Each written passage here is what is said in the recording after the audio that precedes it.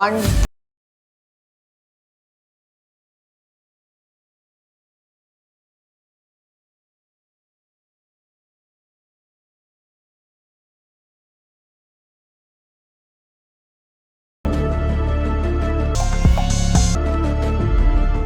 तो गाइज अब हम आ जाते हैं हमारे फर्स्ट पॉइंट पे। फर्स्ट पॉइंट है do not under estimate diagrams. इसका क्या मतलब है? डायग्राम्स को हमको अंडर एस्टिमेट नहीं करना है। डायग्राम्स हर एक टॉपिक के साथ करते जाना है, specially in subjects like biology, क्योंकि अब लाइफ प्रोसेसेस आ रहा है तो उसमें डायग्राम्स होंगे। यहाँ पे मैं एक एग्जाम्पल ले रहा हूँ। यहाँ पे डाइजेस्टिव सिस्टम दिया है, यहाँ पे ABCD लेवल दिया। अब क्वेश्चन कैसे आ सकता है? MCQ पैटर्न की बात कर रहा हूँ। क्वेश्चन ऐसे आ सकता है, वो बोलेंगे कि ए लेवल बताओ कि क्या है A level, what is A level.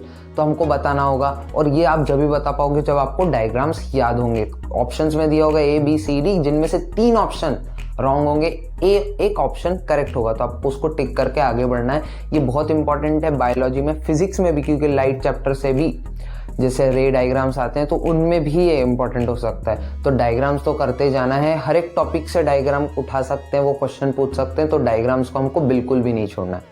So guys अब हम आ जाते हैं हमारे सेकंड पॉइंट पे। सेकंड पॉइंट है सॉल्व इन टेक्स्ट क्वेश्चंस। हर एक क्वेश्चन जो कि टेक्स्ट बुक के बीच में, स्पेशली जो साइंस में दिए गए होते हैं, एक ग्रीन बॉक्सेस में या फिर पिंक कलर के बॉक्सेस में जो क्वेश्चंस दिए होते हैं, वो तो आपको डेफिनेटली सॉल्व करने हैं। उसके साथ ही साथ एक्सरसाइजेस, बैक एक्सरसाइजेस भी सॉल्व करनी होगी, क्योंकि इन्हीं क्वेश्चंस को एग्जामिनर MCQ फॉर्म में पूछ सकता है। तो सॉल्व इन टेक्स्ट क्वेश्चंस उनको बिल्कुल सॉल्व करना है, एक भी इन टेक्स्ट क्वेश्चन मत छोड़ना, क्योंकि वहीं से आपके टर्म 1 और टर्म 2 पर्सपेक्टिव से भी ये बहुत इंपॉर्टेंट है। तो वहीं से क्वेश्चन उठ के आएंगे, तो इन टेक्स्ट क्वेश्चन और बैक एक्सरसाइज तो करना ही कर। सो गाइज अब हम आ जाते हैं हमारे थर्ड पॉइंट पे। ये पॉइंट इस वीडियो का या फिर पूरे एग्जाम के लिए बहुत इंपॉर्टेंट पॉइंट हो सकता है। वो है डू यू नो वाले बॉक्सेस को पढ़ना या फिर उनको सॉल्व करना।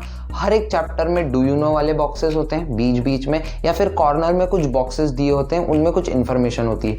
वो बहुत इंपॉर्टेंट होते हैं, क्योंकि वहां से असर्शन, रीजन या फिर एक केस बना के एक केस बेस्ड क्वेश्चंस आ सकते हैं। यहाँ पे जो डू यू नो वाले बॉक्सेस है, वहां पे हर एक कॉन्सेप्ट, हर एक लाइन आपको याद होनी चाहिए।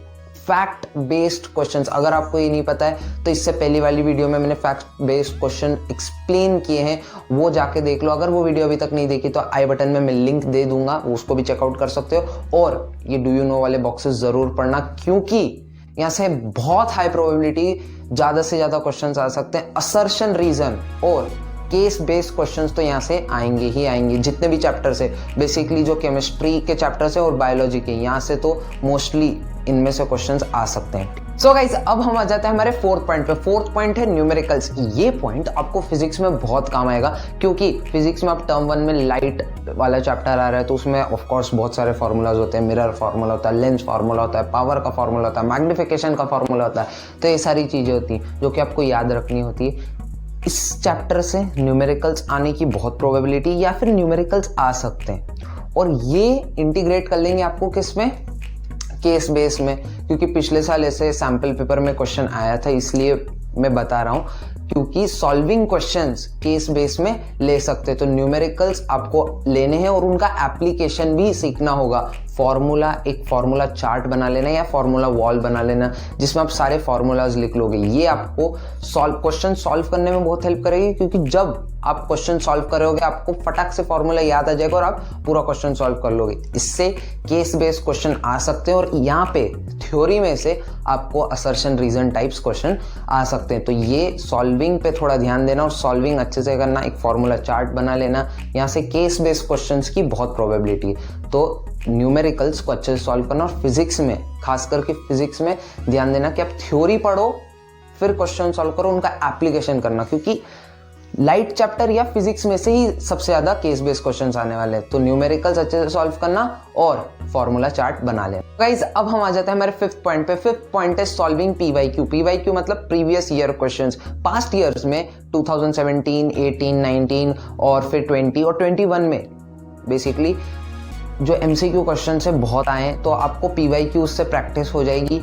एक टॉपिक करने के बाद उसके अगर PYQ सॉल्व करोगे, या फिर पूरा चैप्टर होने के बाद आप अगर उसके PYQ सॉल्व करोगे, तो आपको काफ़ी हद तक हेल्प करेगा, बहुत हेल्प करेगा PYQs आपकी स्किल डेवलप करने में, और आपको पैटर्न पैटर्न रिटेन करने में कि क्या पैटर्न आता है, क्वेश्चंस कैसे आते हैं, बोर्ड एग्जामिनेशंस में क्वेश्चंस कैसे पूछते हैं, तो पीवाईक्यूज मोस्ट इंपॉर्टेंट है।